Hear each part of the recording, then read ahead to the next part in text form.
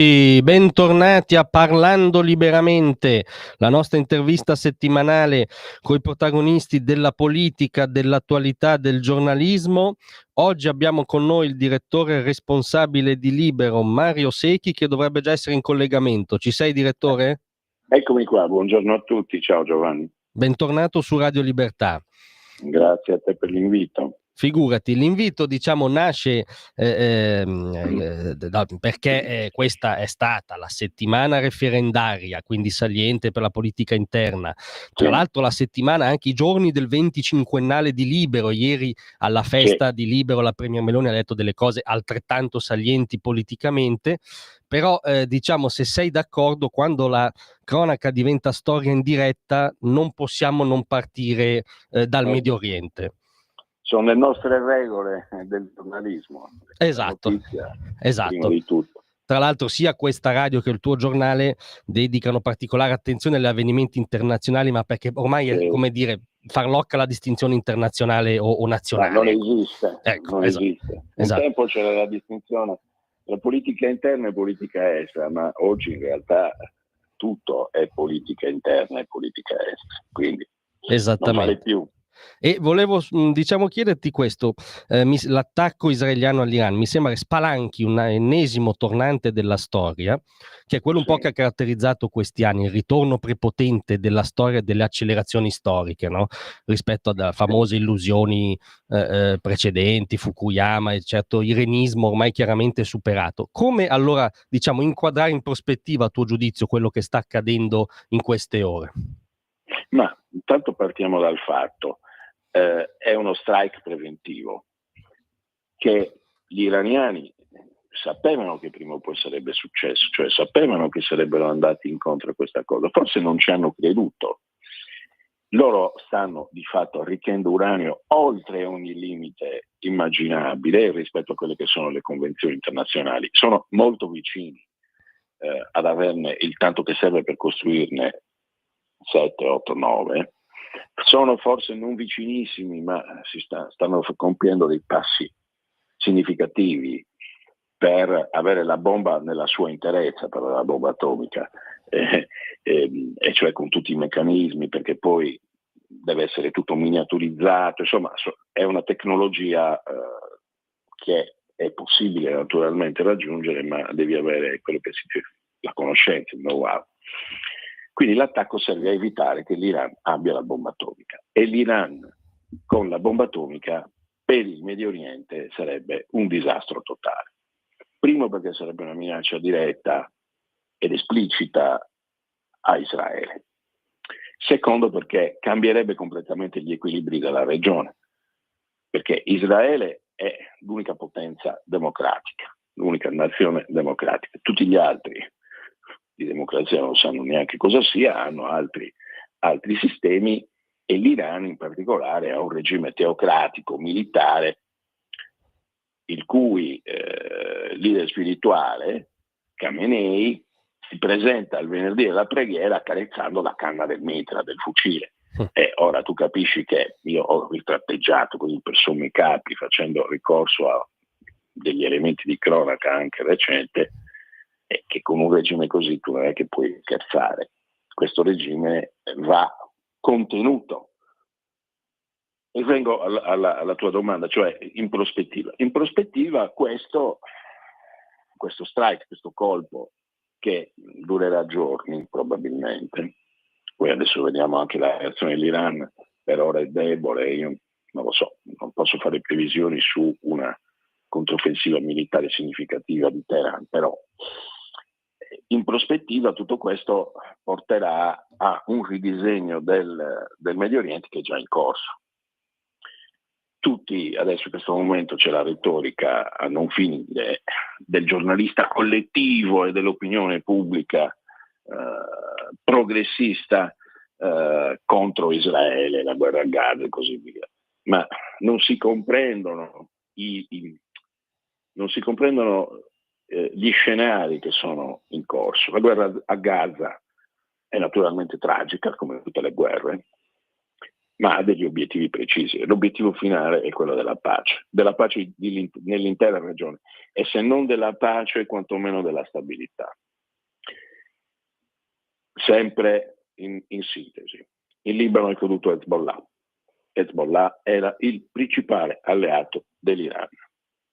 A Gaza Hamas cerca di tenere ancora in pugno la striscia, e in parte ce l'ha perché i palestinesi non riescono ancora a prendere piena coscienza di quanto Hamas sia terribile per il loro destino, perché dovrebbero essere i palestinesi per primi a cacciare Hamas e a destituirlo di ogni potere e forma di rappresentanza. Però Hamas comunque è un serpente che si muove ancora, ma sempre meno.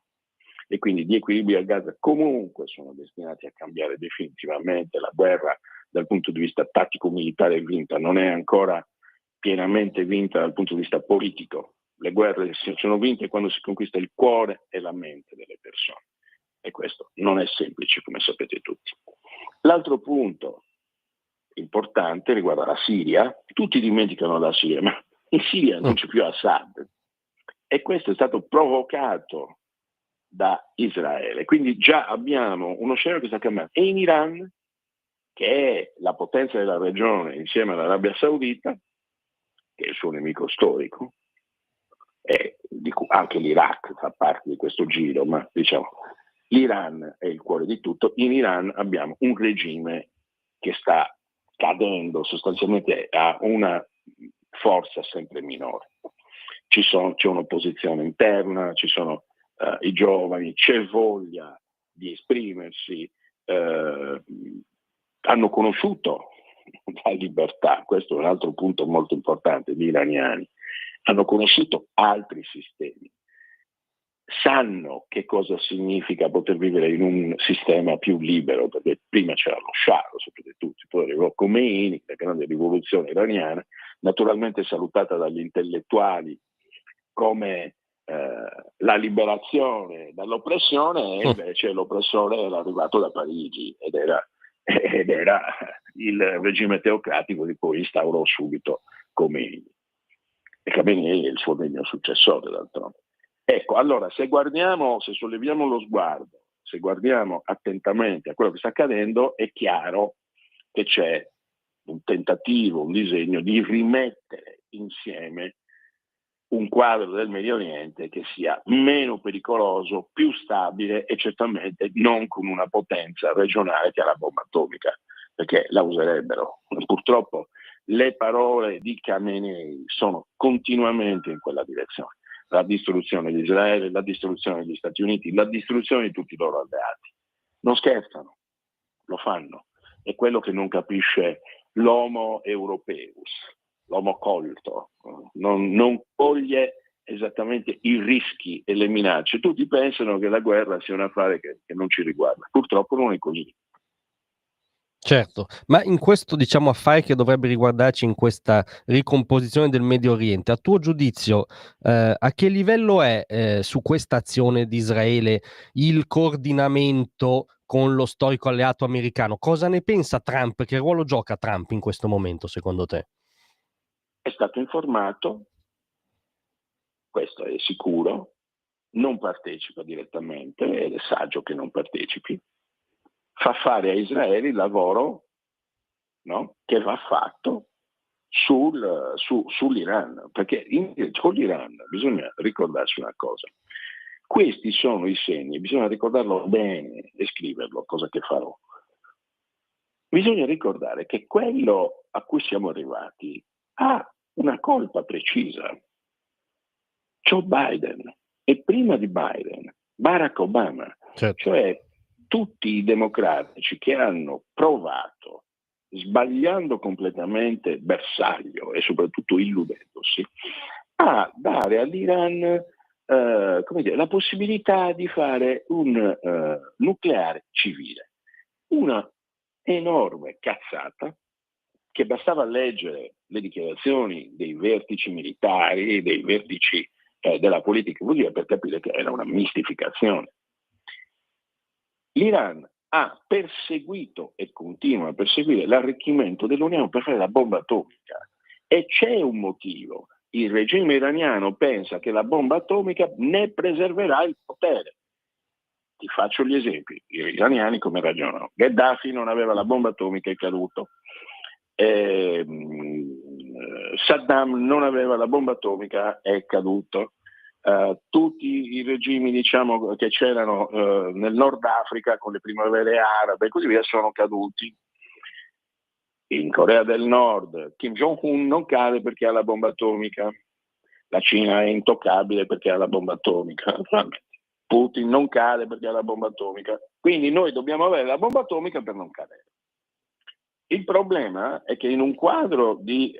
Allora, già aver concesso una cecità assoluta delle amministrazioni americane, anche questa, la costruzione della bomba a Kim Jong-un, cioè alla Corea del Nord, è stata una cosa incredibile. E infatti abbiamo problemi con il signor Kim, tanto che ha mandato truppe a combattere in Ucraina al fianco di Putin. Cioè, abbiamo problemi ed è un fornitore di armi della Russia. Ma diciamo, lasciamo per ora Kim Jong-un sullo sfondo. L'Iran nucleare, in un quadro che è post guerra fredda e quindi con un disordine mondiale in corso, questa è la verità, è impossibile. Cioè, sarebbe come consegnare il coltello al tuo carnefice che ti sta dicendo ti uccido, alla prima occasione ti uccido.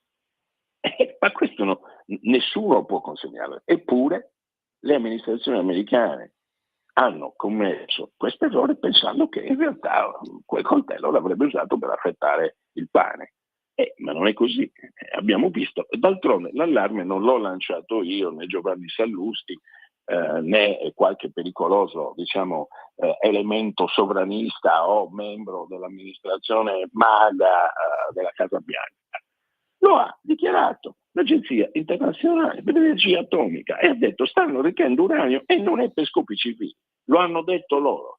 Si sono interrotti i colloqui che si sono svolti anche a Roma, oltre che in Oman e così via, tra Teheran e gli Stati Uniti, e ieri notte, io quando ho visto tutto questo, dopo che abbiamo fatto la nostra celebrazione di 25 anni di libero, mi avevo messo a posto il giornale, sono andato a cena, come sempre in orari tardissimi, ma insomma questo è normale per noi. Mi è stato chiesto da qualche amico, ma cosa succede in Iran? Io ho detto, ma guarda, probabilmente attaccano stanotte.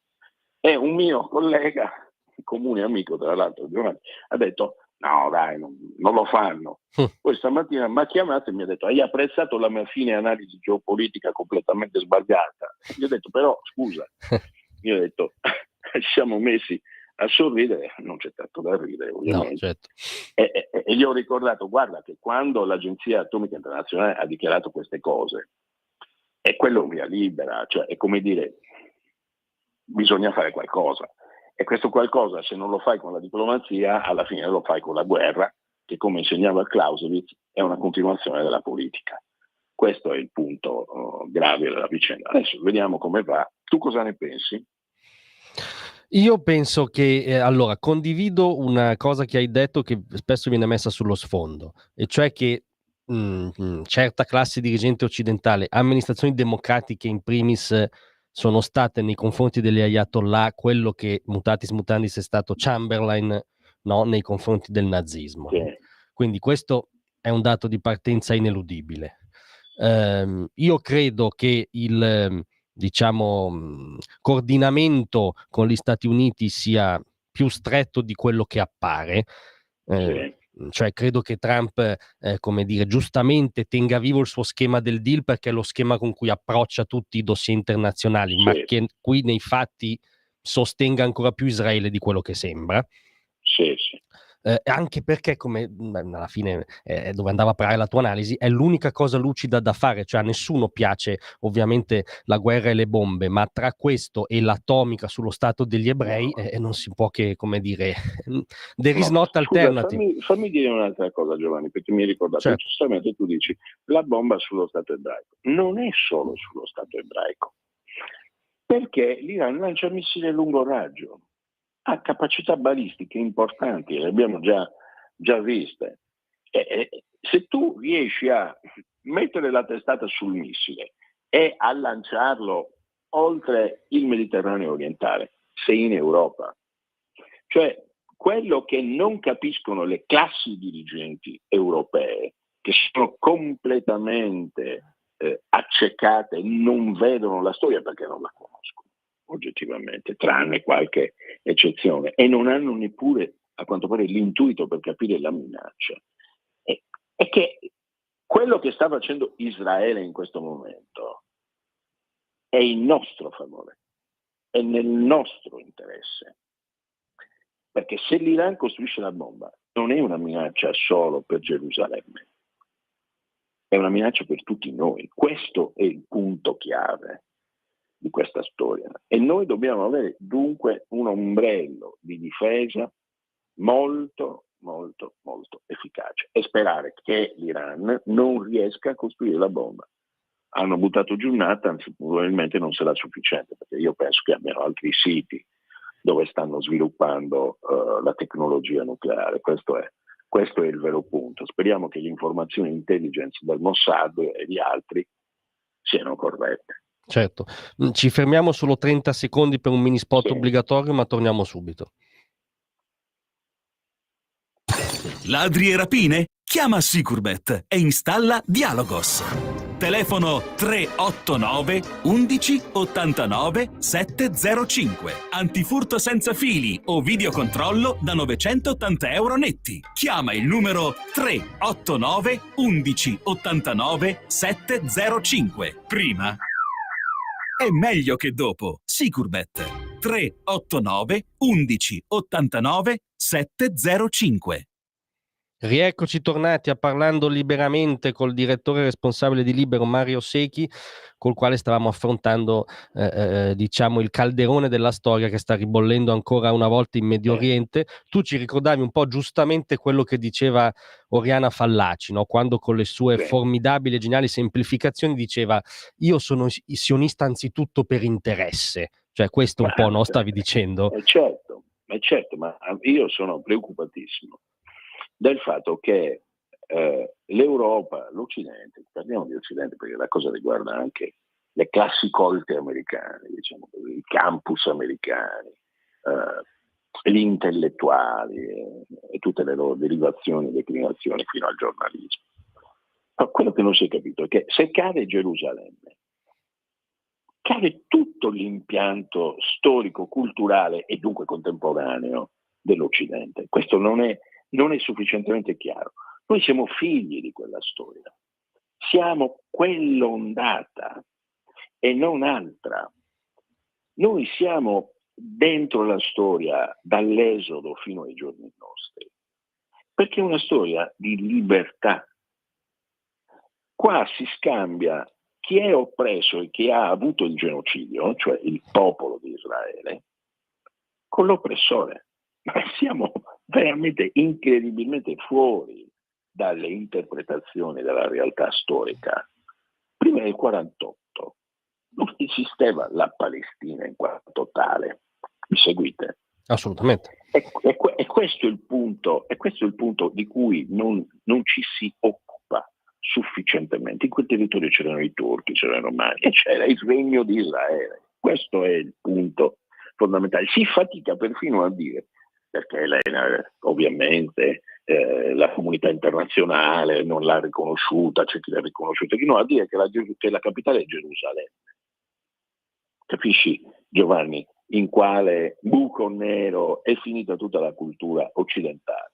E siamo ai guitti, agli ignoranti e agli utili idioti di Hamas, questo è il punto, che parlano di genocidio e non si rendono conto che ogni volta che lo dicono si infliggono una coltellata, si fanno del male, perché non capiscono che cosa è in gioco. E io sono sicuro che oggi diranno che Israele non doveva attaccare i siti nucleari iraniani. Perché? Perché non capiscono che cosa sta accadendo, non capiscono qual è la minaccia. Se ci fosse stata questa classe dirigente, di intellettuali e così via, al potere negli anni 30, 45 e così via, noi avremmo perso la guerra contro Hitler, perché non bisognava bombardare la Germania, ovviamente, e non bisognava attaccare i giapponesi, ovviamente, e non bisognava attaccare l'Italia, no?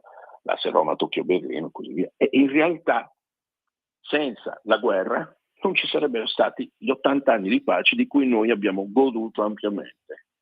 È stata ricostruita l'Europa, abbiamo avuto il benessere, l'istruzione, l'innalzamento del reddito, non siamo mai stati così ricchi e in pace. Solo che la pace non è un pasto gratis, si paga. L'hanno fatta i combattenti della seconda guerra mondiale, le truppe anglo-americane che ci hanno salvato, e l'hanno costruita durante la guerra fredda il confronto serrato degli eserciti. È la teoria della deterrenza nucleare. Questo ha garantito la nostra pace. Se non ci fosse stato questo, noi saremmo caduti di nuovo in una spirale di guerra, perché, signori miei, i cattivi esistono e li vediamo tutti i giorni all'opera. Se non ritroviamo questa consapevolezza, la cultura della pace è una cultura attiva. La pace va garantita, la pace va costruita, la pace va mantenuta. Va mantenuta evitando la guerra e facendo anche la guerra quando serve. Questo è il punto fondamentale che non si capisce. Sempre per Biden non ha evitato la guerra in Ucraina e sapevano che prima o poi sarebbe successa la guerra in Ucraina. Quella è una colpa grave. E non fare la guerra all'Iran che costruisce la bomba atomica sarebbe una colpa altrettanto grave. E questo è l'equilibrio difficilissimo della guerra. E tutte queste cose nel dibattito pubblico non si possono dire, perché la cosa che tu devi dire è pace. Benissimo. E alla domanda come la mantieni, ti rispondono con la nave di Greta che va a Gaza e si fanno i selfie e usano la tragedia dei palestinesi per farsi pubblicità. Una vergogna assoluta, e che dà anche l'idea però di quanto in basso sia caduto l'intellettuale progressista. A questo proposito volevo farti una domanda. Noi ieri l'abbiamo messa sotto forma di domanda provocatoria, no? Sì. Abbiamo detto, ci siamo chiesti se Israele ha attaccato, cioè dopo le piazze pro-Pal potrebbero addirittura materializzarsi le piazze pro-Ayatollah, cioè potremmo essere a questo livello di cecità? È quello che temo, è quello che stavo cercando di raccontare. Cioè, stamattina presto, mi sveglio sempre prestissimo, è un brutto vizio. Quando ho visto l'attacco mi sono detto, vuoi vedere che adesso assisteremo all'idiozia collettiva di quelli che difenderanno il regime di Teheran? E sarà meraviglioso, perché ci sarà la saldatura tra i tagliagole di Hamas e gli impicca gay, quelli che uccidono le donne e così via di Teheran. Capisci? Progressismo a go-go proprio, diciamo. Sì. Se si verifica anche questo, vuol dire che siamo veramente in un pozzo senza fondo di ignoranza. E attenzione però, non è solo ignoranza, perché l'ignoranza non può essere, diciamo, una scusa, ma con l'istruzione viene perdonata. Qua siamo a un livello superiore, è l'ignoranza delle presunte persone colte.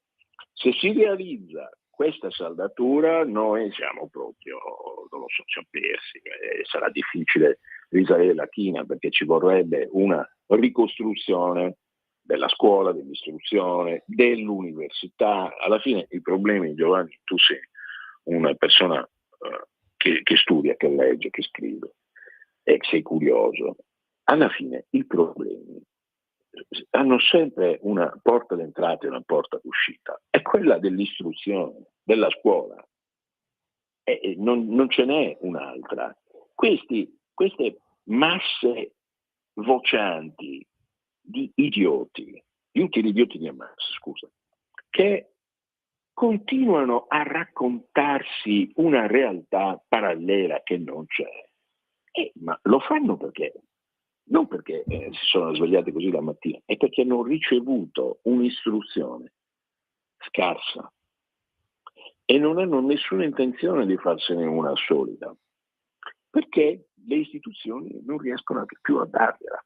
Cioè se nelle università quelli come noi, i conservatori, i liberali, comunque quelli non allineati al pensiero unico, diciamo, della sinistra, alla rotativa del giornalismo collettivo e così via, non possono parlare e nessuno dice niente.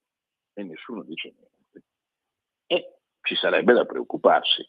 Però appunto nessuno dice niente, non si preoccupano di questo e quindi bisogna difendere gli ayatollah, dire che Hamas è una cosa piccola, io li manderei tutti a vedere i filmati di che cosa è successo a Gaza, non solo purtroppo nel territorio di Israele, il 7 ottobre, come festeggiavano e così via. Tutto dimenticato, o forse mai visto. Io ho avuto accesso, ovviamente riservato, alle immagini terribili del 7 ottobre, sono indimenticabili. Purtroppo sono stati un pugno al cuore e allo stomaco. So che cosa hanno fatto e come me tanti altri sanno. E quello non è una cosa che si perdona facilmente. No, Perdono di Dio, ma degli uomini, insomma, la vedo complicata. Ecco perché la guerra andrà avanti a lungo, ecco perché l'Iran è un altro obiettivo. Si è trasformato da se stesso in obiettivo. Se tu fabbrichi a bomba atomica, ma che cosa vuoi? Cioè, ti succede prima o poi che è quello che è successo. Certo. Mi chiedevo, rispetto a questo mainstream, diciamo, così condannato all'incomprensione, anche al masochismo che stavi Sì. giustamente dipingendo, in Italia c'è un'anomalia, diciamo, oggettiva, che è la stabilità di un governo di centrodestra che con tutte le imperfezioni è sicuramente eccentrico rispetto a questo mainstream, no? Allora, a tal proposito... No, ma è un'anomalia interessantissima. Per infatti. fortuna c'è questa anomalia. Infatti. Visto che tu... Pensa Schlein e Conte al governo in questo momento. Cioè io non oso pensare che cosa verrebbe fuori. Ho provato una fitta allo stomaco. Quale pasticcio avrebbero creato? Io rispetto delle persone, diciamo, ci mancherebbe, ho rapporti con tutti, però se tu vai al fondo della questione, cioè alle idee politiche della sinistra, noi dobbiamo veramente, non so cosa è successo, una congiunzione astrale per cui questa sinistra, per fortuna, in questo momento storico non è al governo, non trovo neanche le parole per descrivere che cosa potrebbe accadere. Certo, ma a tal proposito, giustamente tu analizzando, diciamo, la sconfitta referendaria, che oggi sembra preistoria, ma è notizia molto recente, hai detto sostanzialmente due cose: che questo referendum fallito è un po' lo spartiacque della legislatura e che il potere sta logorando chi non ce l'ha come da andreottiana lezione. Allora, che seconda metà di legislatura ci aspetta anche in questo scenario internazionale tormentato, a tuo giudizio? Allora, il primo punto è che siamo comunque fortunati perché abbiamo una leadership salda, stabile e una coalizione che alla fine funziona. Sì, ci sono ogni tanto dei mal di pancia, dei distinguo, ma insomma non è niente, sostanzialmente. La legislatura è in discesa. Ci sono gli shock geopolitici che sono enormi. Noi stiamo vivendo, insomma i tuoi ascoltatori queste cose le sanno, noi stiamo vivendo il periodo più difficile dal 45 ad oggi. Assolutamente. Noi picchi del genere li abbiamo avuti solo nel 62 con la crisi dei missili di Cuba. Questa è una cosa che è stata molto intensa e abbiamo corso il rischio di un conflitto nucleare. Allora, poi Khrushchev e Kennedy trovarono un accordo, tra l'altro grazie all'Italia anche, ci fu il contributo di Fanfani, molto importante per trovare la soluzione dei missili in Turchia, in Italia e così via.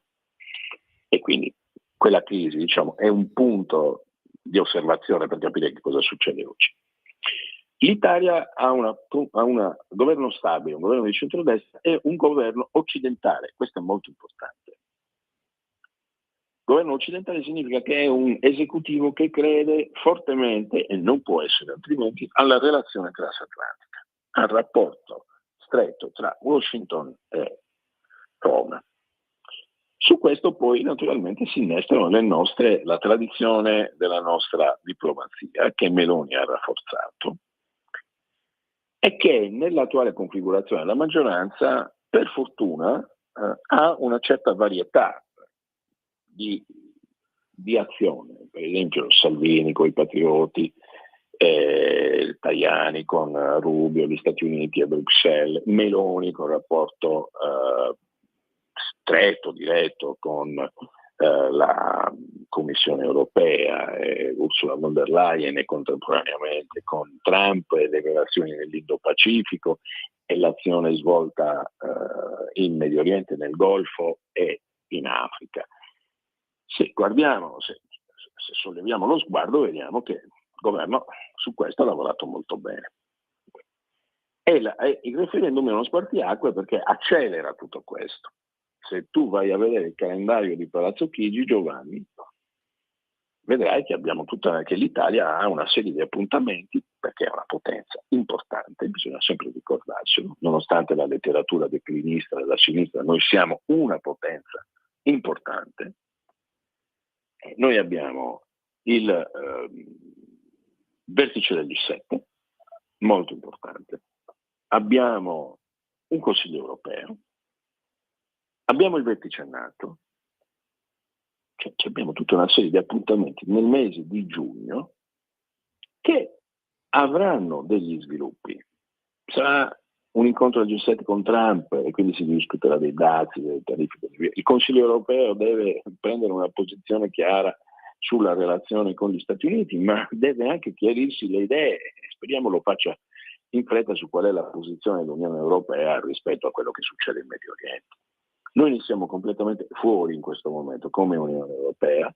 L'Italia però ha colto questo aspetto, ha colto che c'è un rimescolamento di tutte le carte, che è finita un'era, in particolare è finita l'era della globalizzazione, che con la Cina bisogna trovare un nuovo accordo, perché questo a noi non ci conviene, ci stritola, diventiamo la provincia di Pechino se continuiamo così. E se proprio devo scegliere di essere provincia, allora preferisco essere una provincia di Washington che una provincia di Pechino, scusa. Beh sì, per banale autotutela, no, diciamo, sì, certo. Voglio dire, se devo scegliere, mi dici cosa vuoi stare, con gli Stati Uniti o con la Cina? Beh, sto con gli Stati Uniti, scusa, ci sto da 80 anni, non capisco perché devo passare dall'altra parte. Quindi il quadro, il calendario, il quadro strategico ci dicono molte cose, ci dicono che questo governo ha un'idea chiara. Abbiamo relazioni importanti con i paesi arabi. Sul piano interno è chiaro che il primo fattore è la stabilità, la prudenza di bilancio, che è molto importante, ci ha consentito di fare alcune cose. Il governo ha fatto benissimo sul lavoro, abbiamo il record storico dell'occupazione, 62,7%. C'è da fare sui redditi, come sapete tutti, ma non è una cosa che si risolve in 2 giorni, in 2 anni, si risolve in più legislature. E comunque anche qui i salari comunque stanno crescendo, lo dice l'Istat, non lo dico io, basta andare a vedere l'ultima nota trimestrale dell'Istat pubblicata ieri. I nostri BTP hanno un mercato eccezionale, sono tra i titoli più richiesti al mondo, anzi siamo campioni mondiali nel collocamento di titoli, abbiamo insegnato agli altri a farlo e elaborano sulla nostra piattaforma telematica, e quindi le cose vanno bene, ma bene non significa che non ci sono problemi. Bene, il paradiso non esiste. Esiste un governo che sta facendo alcune cose e dall'altra parte c'è una sinistra fallimentare. Hanno praticamente cannato tutto quello che potevano sbagliare. Hanno proposto dei referendum e adesso scopriamo che non ci credevano. Ma noi sapevamo che non facevamo il quorum. Ma allora sei matto. Fammi capire. Tu presenti un referendum e pensi di non prendere il quorum, e allora cosa lo presenti a fare? Perché spendi i soldi pubblici? Cioè hanno speso paccate di centinaia di milioni per farli, non li presentavi, allora facevi delle proposte in Parlamento di modifica delle leggi, funziona così, ma non l'hanno fatto perché in realtà era in corso un regolamento di conti interno alla sinistra, cioè quei referendum di Landini, a cui hanno attaccato poi il referendum sulla cittadinanza, erano il ribaltone rispetto al governo Renzi. E quindi una questione in tutta interna al PD. Renzi vara il Jobs Act, Schlein lavora per abrogarlo. Il risultato è che nessuno se li è filati e non sono andati a votare. Neanche loro. Aggiungo che una parte consistente degli elettori di sinistra ha detto no alla riforma della cittadinanza e ai 10 anni. Mi pare sufficiente per dire che non c'è trippa per gatti e il governo chiuderà la legislatura, deve chiuderla bene, questo sì è importante, perché la sinistra ha una sola arma vera a disposizione. Innanzitutto sperare sempre che le cose vadano male e poi in realtà l'altra arma è quella della mucchiatissima, cioè mettersi tutti insieme, presentarsi ai nastri di partenza alle elezioni del 2027 e sperare di avere un risultato che mette in dubbio la maggioranza e così via. La vedo complicata comunque, sì, perché comunque gli italiani hanno avuto prova che questo centrodestra sa lavorare, è molto serio, ha difeso il risparmio degli italiani.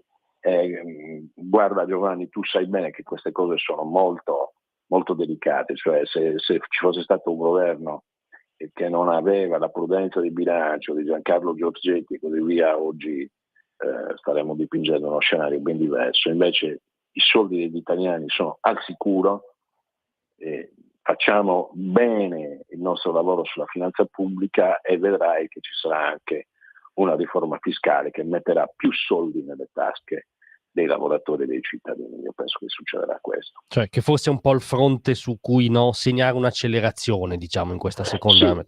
Sì, adesso c'è l'ultima parte della legislatura, siamo alla curva. In realtà di lavoro netto di governo manca un anno.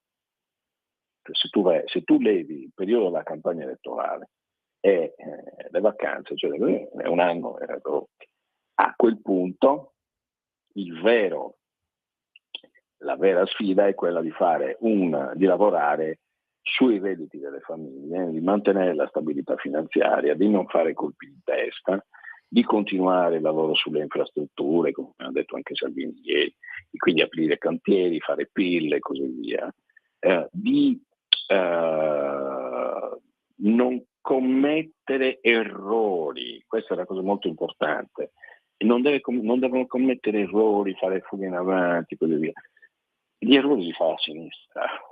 Non hai bisogno. Non togliamo questa palma, diciamo. No, certo. No, voglio dire, sono talmente bravi a fare questo che è chiaro che un liberale vorrebbe magari qualcosa di più sul fronte fiscale, però io ho imparato una cosa, che i liberali chiacchierano molto e fanno poco, poi la realtà è più composita di quello che è, e insomma i liberali da salotto è meglio lasciarli perdere. Non c'è dubbio.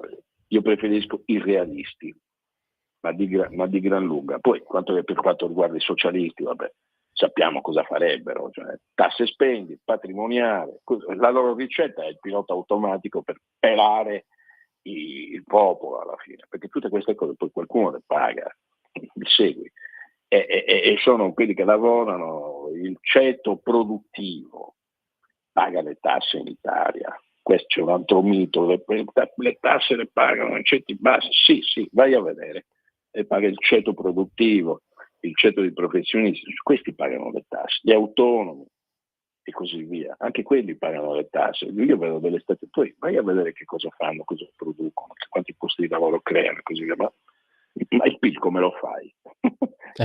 E gente, cioè tutti questi che parlano dell'economia non hanno mai visto probabilmente una fabbrica, non hanno mai fatto un'impresa, non hanno mai visto cosa significa essere imprenditori in Italia, e questo li rende impossibili candidati per governare il paese. Poi è capitato che abbiano anche governato, ma sono durati poco alla fine. Indubbiamente. Io purtroppo il tempo a nostra disposizione sta finendo. Io ti ringrazio di essere stato con noi, non posso però non augurarti, diciamo, come libero altri 25 anni fuori dal coro, insomma, ecco. Io faccio il possibile, sai, quando tu vieni chiamato a guidare un giornale dopo Feltri, un giornale fondato da Vittorio, che è stato poi il direttore che mi ha assunto anche la prima volta, e tu hai sempre Feltri presente, cioè non è che è immanente Vittorio. Certo. E quindi devi rispettare quella storia, reinterpretarla ovviamente alla luce di quello che è oggi l'informazione, il giornalismo, cioè le cose che si facevano 25 anni fa non si possono fare oggi, ovviamente è un altro scenario, un'altra cosa, è cambiato. Non è cambiato però lo spirito di Libero, è uno spirito corsaro, un linguaggio diverso dagli altri, molto ironico e divertente. Vittorio qualche giorno fa mi ha detto: sai Mario, è come il diario di uno studente, no? Non trovi? Io ho detto sì, perché si incazza. Questa è una bella immagine. Sì, ma come è possibile che succeda questo? Il libro è così. E il libro è una presenza, dico, se non ci fosse bisognerebbe inventarlo, e non è una frase fatta, è vero, perché se non ci fosse mancherebbe una voce molto, molto originale. Quindi il mio compito adesso, che dirigerò Libero, è quello di interpretare nella maniera più autentica, mettendoci il mio mestiere e soprattutto quello dei miei colleghi che sono bravissimi e che tu conosci, per continuare questa storia, questa tradizione. Così via. Il giornalismo della carta stampata è in crisi, lo sappiamo tutti, ma non è in crisi il giornalismo, attenzione, è in crisi il modello di business. Di giornalismo c'è una domanda incredibile, sempre più alta. Il modello di business dunque cambierà, ma il libero continuerà ad esserci come tanti altri, insomma, che lavorano. Io sono come dire, sostengo la bandiera del pluralismo dell'informazione. Una volta che un giornale muore io dico no, mi allarmo, perché in realtà è dal confronto di queste opinioni che io traggo linfa e spirito vitale per andare avanti a fare il mio mestiere, che riguarda quello della cronaca, del racconto, del dibattito forte, delle idee e così via. Quindi Libero è una presenza importante. Certo, Il Presidente Mattarella ci ha mandato un bellissimo messaggio, sono molto contento, è venuto il Sindaco Sala ieri al Teatro Gaber a Milano, sono molto contento anche di questo. Cioè, Libero comunque è rispettato, e questa è una cosa fondamentale per me. Noi abbiamo idee diverse, forti, originali, a volte, anzi quasi sempre, controcorrente, ma siamo rispettati perché c'è una storia importante dietro e continuiamo a costruirne una per il futuro. Sei stato chiarissimo e ti ringrazio ancora di essere stato con noi. Io ringrazio te, Giovanni, e mi aspetto dei bellissimi articoli perché tu sei il nostro collaboratore, e ringrazio tutti gli ascoltatori. Ci proviamo. A presto, buon lavoro direttore. Ciao. Ciao.